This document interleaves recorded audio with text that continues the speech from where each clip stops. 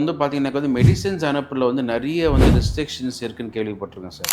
இந்த மெடிசின்ஸ் தான் அனுப்பணும் அப்படின்னு சொல்லிட்டு. ஸோ இப்போ வந்து ஃபார் எக்ஸாம்பிள் வந்து டாக்டர் கிட்ட பிரிஸ்கிரிப்ஷன வாங்கிட்டோம்.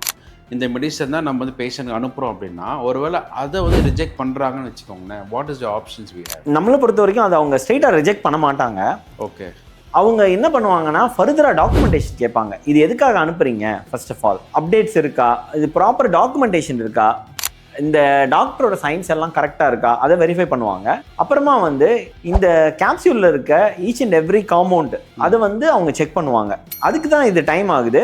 நம்ம இந்த ப்ராசஸில் கோஆப்ரேட் பண்ணலைன்னா then there is a chance of return. So அதனால தான் நாங்கள் வந்து என்ன சொல்கிறோம்னா, இது டிலே ஆனால் கூட நாங்கள் ஃபுல் ப்ராசஸ் உங்கள் கூட இருப்போம். அதே மாதிரி என்னென்ன டாக்குமெண்ட்ஸ் கேட்குறாங்களோ அதெல்லாம் உங்களுக்கு நாங்களே செஞ்சு கொடுப்போம். உங்களுக்கு எண்ட் டு எண்ட் இந்த ப்ராசஸில் இருந்து உங்களுக்கு டெலிவரி பண்ணி கொடுப்போம்.